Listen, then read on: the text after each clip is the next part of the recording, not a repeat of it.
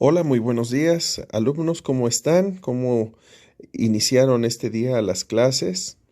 Me da mucho gusto saludarlos y quiero ayudarles a algunos de los que dicen que se trabó el internet o la televisión para realizar un pequeño resumen de lo que vimos hoy. Bueno, primero que nada me gustaría decirles que tenemos una página donde se pueden consultar algunas de las actividades. Se llama aprendencasa.sep.gov.mx. Y aquí si nosotros vamos señalando el educación primaria, pues ahí le damos actividades, sexto grado, y nos va a dar por fecha cuáles son los contenidos más importantes de cada clase. Por ejemplo, de lenguaje, pues aquí nos pone, fíjense qué bonito, aquí nos pone algunos ejemplos de preguntas abiertas y cerradas. Nos ayuda mucho esto a entenderlo, además de que los libros estén disponibles en internet, pero esto es como una buena explicación o un buen resumen. ¿De acuerdo? Miren, está, está bien, pero ahorita regresamos. ¿De acuerdo? Lo que hoy vieron primero en la televisión nos hablaba de el maravilloso cuerpo humano en vida saludable. Nos decía cómo se va curando una herida o la importancia del cerebro para realizar las funciones de nuestra vida. Por lo tanto, bueno, aquí lo más importante que yo deseo que ustedes recuerden es la pregunta que dice, la pregunta uno: ¿por qué consideras que el cuerpo humano es increíble? De acuerdo a todo lo que nos explicaron, sus características, todo lo que vimos, ¿y qué acciones puedes llevar a cabo para cuidarlo? Con eso sería suficiente respecto a este tema y a esta materia de vida saludable. Después nos hablaron en educación socioemocional o valores, nos hablaron de las emociones. Tenemos emociones que tienen más energía y menos energía, o tenemos emociones desagradables y agradables. La que tiene mucha energía y es agradable es la felicidad, la inspiración, la alegría, la ilusión. Ahora, la que es agradable pero no tiene tanta energía, pues es cuando simplemente estamos contentos, estamos serenos o tenemos paz, un equilibrio en nuestro cuerpo, en nuestro ánimo. Ahora pasamos a lo que son las emociones desagradables. Las que son muy intensas son el enfado, la rabia, la ansiedad o el miedo, porque a veces nos paralizamos o nos llenamos de miedo también. La irritación o la molestia. Y las que son desagradables pero con baja energía es cuando estamos aburridos o nos sentimos solos, deprimidos o con un bajón de ánimo. Estamos un poco fatigados. Las emociones son muy importantes porque son las que nos permiten desempeñar nuestras actividades de la mejor manera. Por eso, siempre vamos a tratar de identificarlas. Si tú no identificas tus emociones, pues no puedes corregir las que son malas, las que no son buenas para ti. Vamos aprendiendo conforme avanzamos en la edad, conforme vamos madurando, a mantenernos más del lado derecho. Que si, que si algo no nos gusta, bueno, pues simple y sencillamente guardamos paciencia o buscamos aquello que más nos hace felices. Y vamos poco a poco olvidándonos de esto, porque esto no nos ayuda a mejorar. Tampoco nos ayuda a ser felices y no nos ayuda a lograr nuestros objetivos. Este cuadrito, por favor, tiene que estar muy claro también en su libreta. Ahora, en español vimos dos temas, básicamente. lo que son las preguntas abiertas y las preguntas cerradas. ¿Se acuerdan que ya lo habíamos encontrado aquí muy bien explicado? Preguntas cerradas son aquellas que solamente tienen una respuesta válida, una respuesta correcta. Y no puedes tú inventar, no puedes mentir, no puedes poner tus opiniones. ¿De acuerdo? Por ejemplo, ¿cuántos años tienes? Si tú dices que 20, pues estarías contestando mal. O si tú dices un año menos o un año más, también sería incorrecto. No hay otra respuesta que la que en realidad es. ¿Cuántos años tienes? Ustedes normalmente tienen 11 años en quinto. ¿Sabes quién fue Juan Rulfo? O es sí o es no. Pero no hay otra respuesta. ¿Cuál es tu número de celular? Si tú le cambias el último número, entonces ya no es la respuesta correcta. Solo hay una respuesta correcta, los 10 dígitos de tu celular. ¿Prefieres un día lluvioso o soleado? Miren, aquí estamos dando opción múltiple. Lluvioso o soleado. Sin embargo, es una pregunta cerrada. Aunque tiene opciones, es cerrada.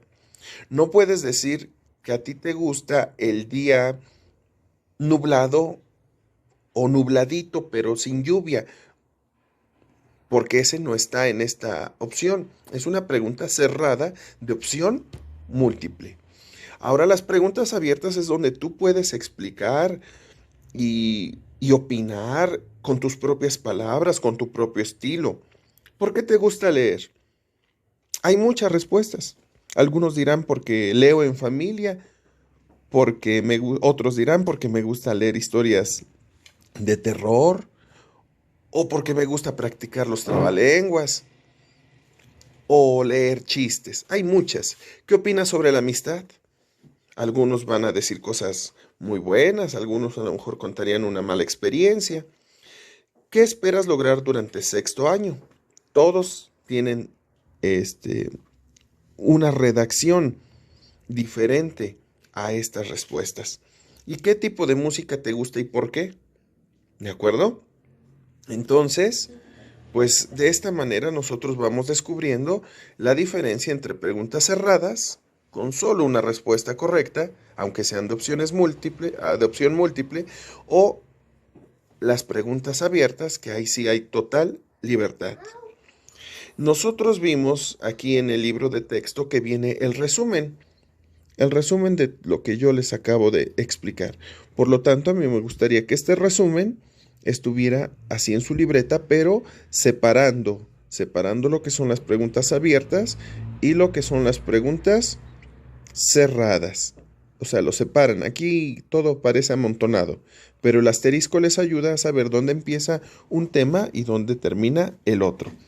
Ahora, después de que vimos español, también pasamos a ver en geografía lo que son las regiones continentales o los continentes.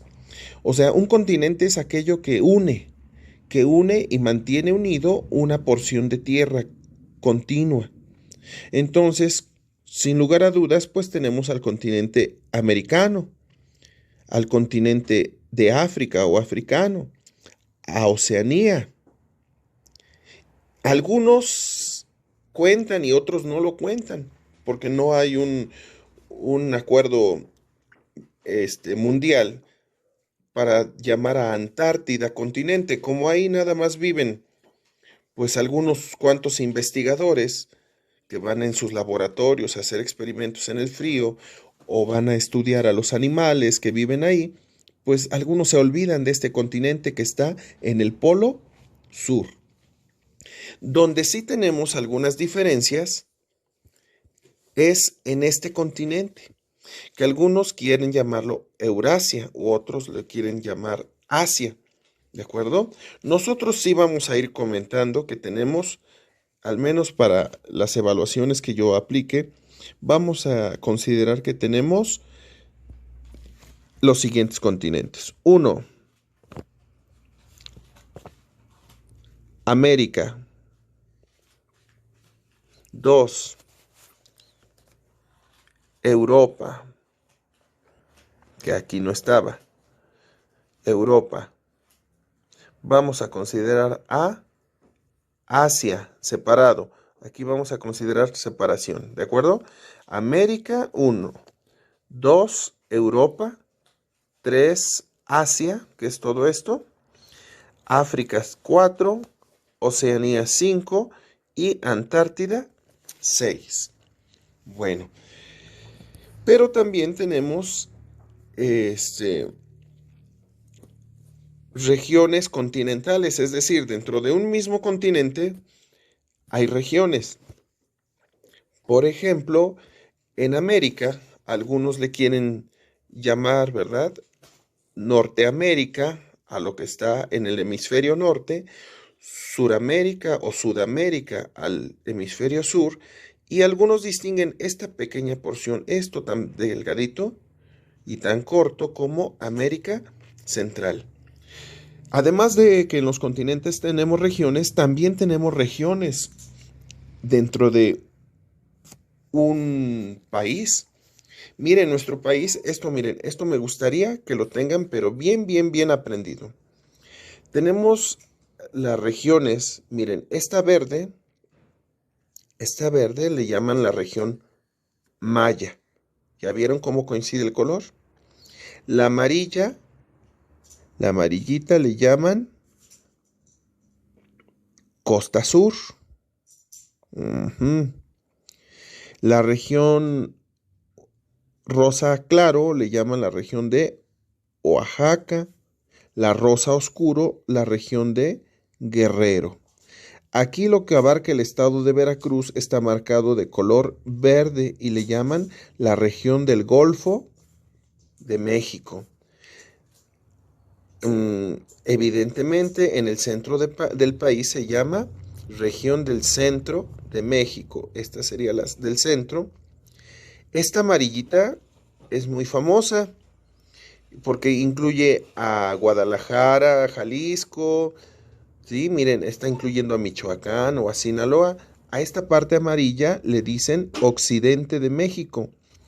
Y a la parte azul se le llama la región norte. Bueno, esto evidentemente nos remonta mucho a la historia de nuestro país, porque este mapa temático, se le llama mapa temático, no es tanto de la actualidad, sino es de cómo se llamaba a las regiones de México cuando vivían los pueblos mesoamericanos, ¿verdad? Y actualmente también se puede seguir usando, se sigue usando, pero desde entonces así se clasificaba o así se dividían las culturas también. La cultura la maya, la de la costa sur, la de Guerrero, la de Oaxaca, las del occidente, del norte, del centro y del Golfo de México. Bueno, entonces tenemos que tener claro cuáles son los continentes y cuáles son las regiones de Mesoamérica. Eso sería de geografía. Y por último, vamos a pasar a historia. Historia está muy rico el contenido, muy interesante. El libro de historia nos habla de que existían homínidos, o existen, ¿verdad? Porque no han muerto, no se han extinguido o extinguido ninguna de esas especies. Por ejemplo, tenemos al gorila, al orangután, al chimpancé y a los seres humanos. Nos habla en nuestro libro de historia que el periodo considerado como la prehistoria es desde que surgen los primeros ancestros del hombre, es decir, los homínidos, y hasta que se empieza a registrar o a escribir lo que va sucediendo. Antes de que se registre con el idioma o la escritura que sea, antes de que se escriba qué es lo que sucedía en esos tiempos, se llama prehistoria. Y cuando se empieza a escribir lo que sucede, empieza la historia. Tenemos algunos periodos que nos marcan aquí, miren. Nos dice que el paleolítico marca el inicio de la prehistoria y es el periodo en el que nuestros ancestros fabricaron instrumentos y herramientas. Eran rudimentarias todavía, eran muy sencillas. Por ejemplo, golpeaban las piedras hasta irlas quebrando para sacar algunos tipos de instrumentos de corte, ¿no?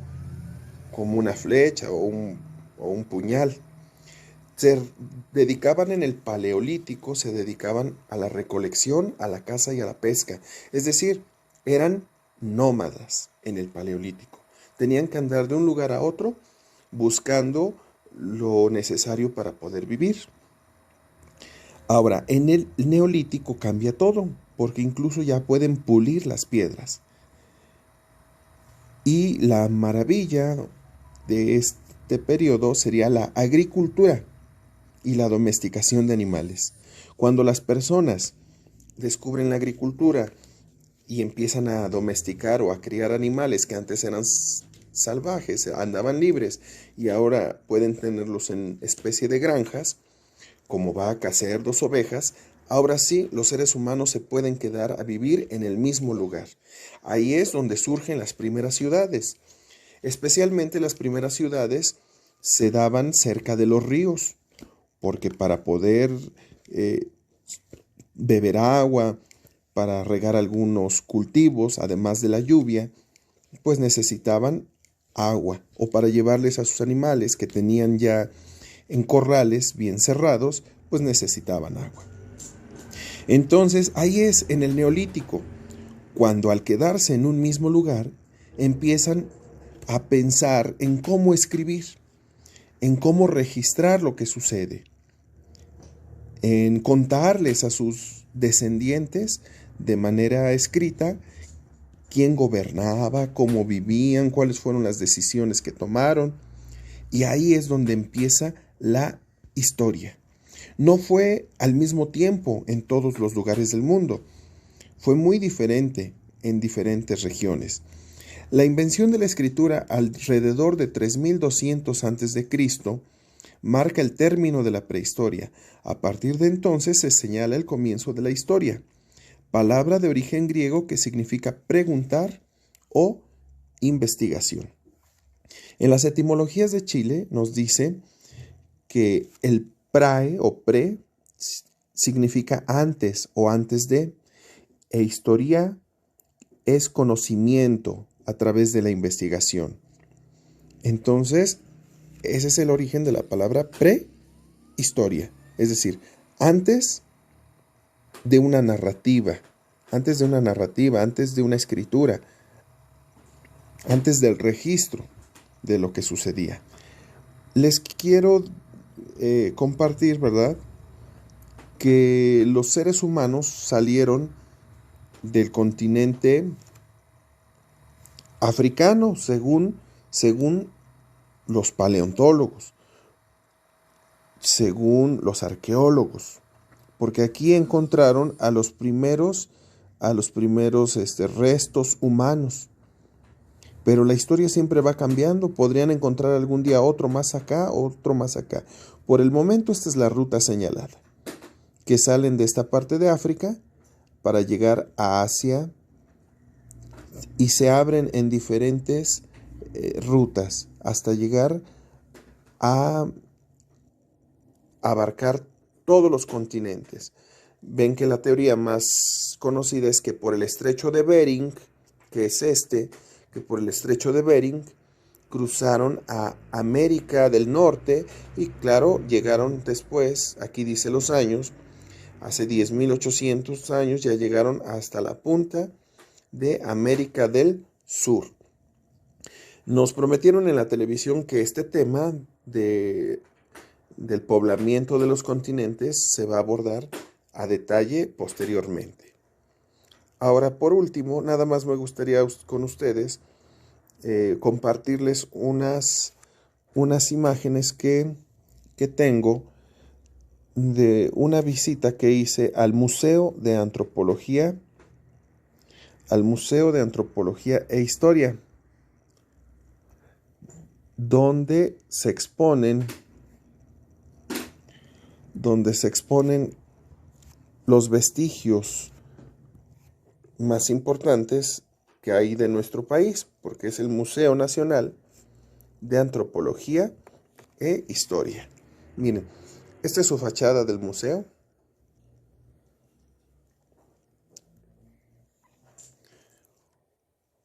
Hay muchos temas aquí expuestos, hay muchas salas.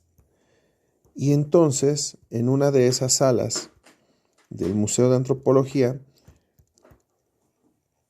no, ya me estoy pasando, del Museo de Antropología tenemos información muy, muy importante.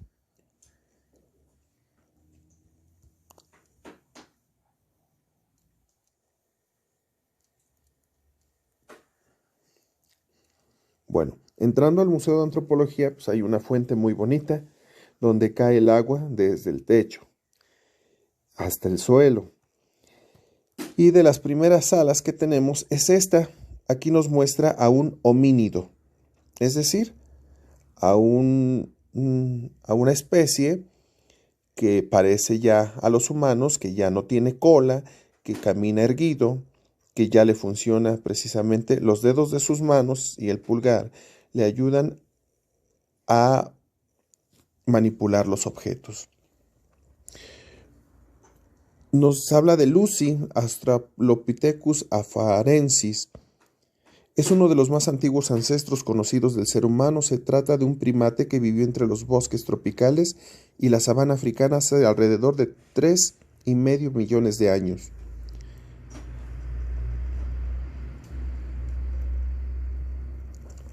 Aquí nos ponen algunos de los tipos de seres humanos que hubo, que es el Australopithecus africanus, el Australopithecus afarensis, para el Australopithecus gari, el Homo habilis.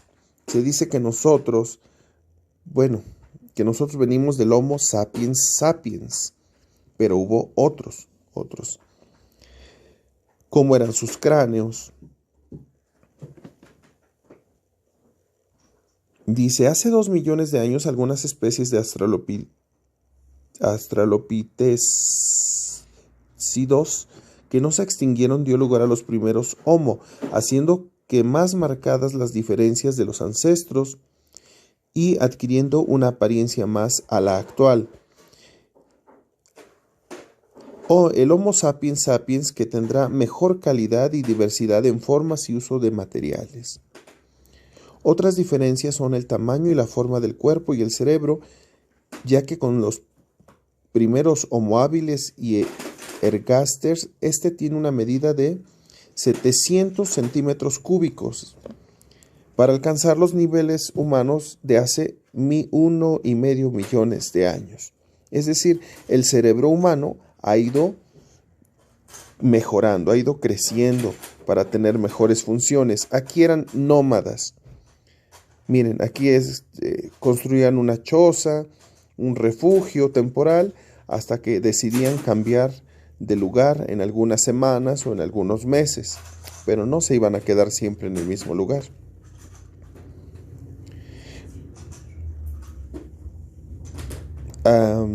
Había antes algunas especies que el propio hombre fue cazando. En especial el más famoso es el de aquí arriba, es el mamut, ¿verdad? Eran las especies que el hombre cazaba y que se enfrentaba a ellos, o el diente de sable, o a lo mejor el diente de sable más que otra cosa era para que no fuera un peligro para el ser humano. Y eso sería lo más importante que les recomiendo el día de hoy, no olvidar. Todo lo que vimos en este momento puede venir en cualquier evaluación que nosotros hagamos en el salón de clases. Respecto a historia, también vamos a mencionar, ¿verdad?, que la abreviatura A.C. significa antes de Cristo, o D punto, C punto, después de Cristo. Como Cristo fue una persona, o Jesús fue una persona muy importante para toda la historia humana, a partir de su nacimiento, la historia también se empieza a escribir, pero relacionándolo a él, como si fue tantos años antes de Cristo, o si fue tantos años, o 1000 años, 500 años, ¿no? O ahorita nosotros vivimos en el año 2020 después de Cristo, que claro, ahí hay algunos errores de años, millones de años o un milenio. Bueno, millones de años lógicamente es millón de años. Un milenio serían 1000 años. Un siglo son 100 años. Una década son 10 años. ¿Y un año cuántos días tiene? Tiene 365 días normalmente, porque recordemos que a veces llega a tener uno más cada 4 años. Cada 4 años es año bisiesto y tendríamos 366. Pero si no te decimos qué año es, simplemente vamos a pensar que un año tiene 365 días. Pero cuando tenemos 5 años juntos, ¿cómo le llamamos? Cuando tenemos 5 años juntos, pues le podemos llamar que es un lustro o un quinquenio. Espero que haya sido un poquito de apoyo este video. Gracias.